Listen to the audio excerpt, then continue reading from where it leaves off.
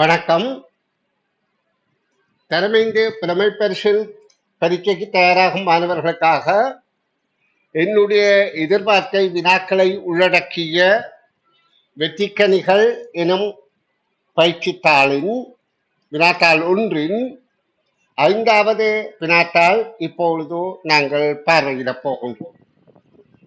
இந்த பரீட்சைத்தாள்களை செய்வதன் மூலம் மாணவர்கள் நிச்சயமாக எதிர்வரும் பரீட்சையில, அதாவது இதே வினாக்கள் வருமென்று எதிர்பார்க்க கூடாது.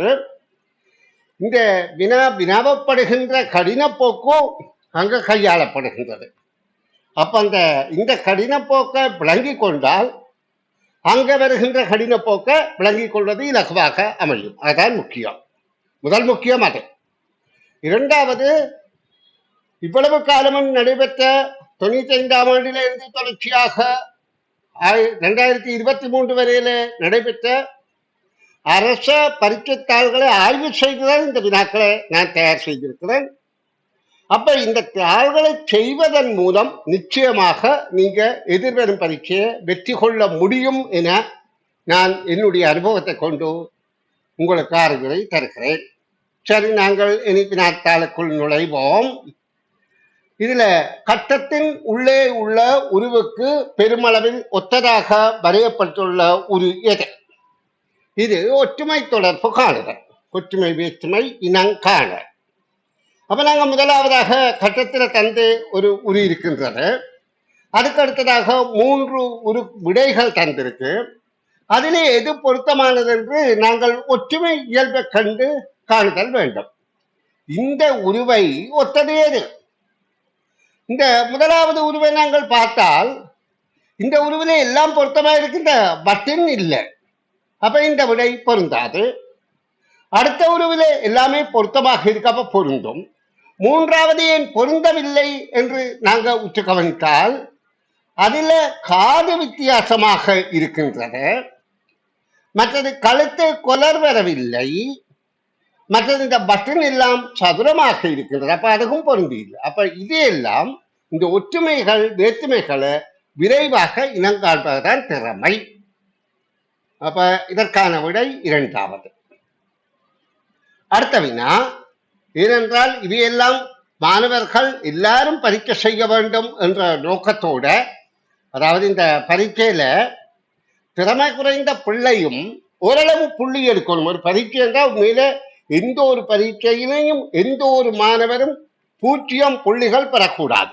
அப்படி 0 புள்ளி பெற்றால் அந்த பரீட்சைத்தாளை தயாரித்தது தகுதியற்றவர் என்றதான் கருத்து. காரணம் என்னென்றால் பிள்ளைகளின் மனதோட சம்பந்தமானதுதான் பரீட்சை. அப்ப மன உள ஆற்றலை வளர்ப்பதற்கு ஒழிய பரீட்சை அவர்களை மட்டம் தட்டி அவர்களை அழிப்பதற்கு அல்ல. ஆனபடியால் இந்த பரீட்சையில குறைந்த புள்ளியாவது பிள்ளைகள் பெற வேண்டும் என்றதுக்காகத்தான் இப்படியான மிக இலகுவான, அதாவது தரம் 2, 3 கட்ட விடயங்களும் அந்த வயதுக்குரியதாகவும் வினாக்கள் வினாவப்படுகின்றது. சரி, இரண்டாவது வினா ஒரு ஏ ஒத்ததாக. இதுல ஒரு ஏ முதலாவதாக தந்திருக்கு. ஒரு ஏ ஒத்த ஒருவை பெறுவதற்காக ஒரு பியில் செய்ய வேண்டிய மாற்றங்களின் எண்ணிக்கை எத்தனை? இந்த வினாவிலே அறிவுறுத்தலை நன்றாக பின்பற்ற வேண்டும். ஒரு ஏ ஒத்ததாக ஒரு பியை செய்ய வேண்டியதற்கு செய்ய வேண்டிய மாற்றங்கள். அப்ப நாங்க உருவை ஒன்று ஏ பார்த்து ஒரு பியில அதே போன்று இல்லாதவைத்தான் நாங்கள் இனம் காணுதல் வேண்டும். ஒரு ஏயிலே அல்ல, ஒரு பியில. அப்ப நாங்க முதல்ல பார்த்தால் இந்த இலைகளுக்கிடையில, அந்த பூவின் இதழ்களுக்கிடையில கோடுகள் இல்லை, அதாவது அந்த நரம்புகள் இல்லை. அப்ப முதலாவதாக மேலிருந்து நாங்கள் பார்த்துக் கொள்வதேக்க முதல் பூ நரம்புகள் இல்லை. முதல் ஒரு பூவில. மற்ற பூக்களை நாங்கள் பார்த்தால் நரம்புகள் இருக்கிறதா இருக்கு மற்றொரு பூவில. அப்ப இரண்டாவதாக இந்த இடத்திலே இருக்கின்ற பூவின் அமைப்பை பாருங்க. அதாவது இந்த பூவின் அமைப்பு, இதுல இலை, இந்த பூவுக்கு கீழே வருகின்ற இலையின் அமைப்பு நரம்புகள் இல்லை. அதுபடியே அது ஒரு வித்தியாசம். இரண்டாவது மூன்றாவது இந்த நாங்க உச்சு கவனிக்க வேண்டும்.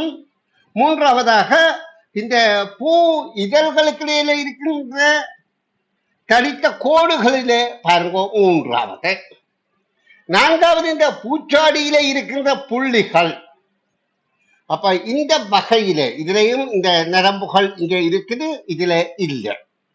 அப்ப மொத்தம் 4 வேறுபாடுகள் இருக்கின்றது. இத ஒரு ஏ பி ஆக்கிறதுக்கு 4 மாற்றங்கள் செய்ய வேண்டும். அப்ப கேள்விக்கான விடை 4 என்பது ஆகும். இனி நாங்கள் இந்த பக்கத்தில் 3வது வினாவை பார்வையிடுவோம்.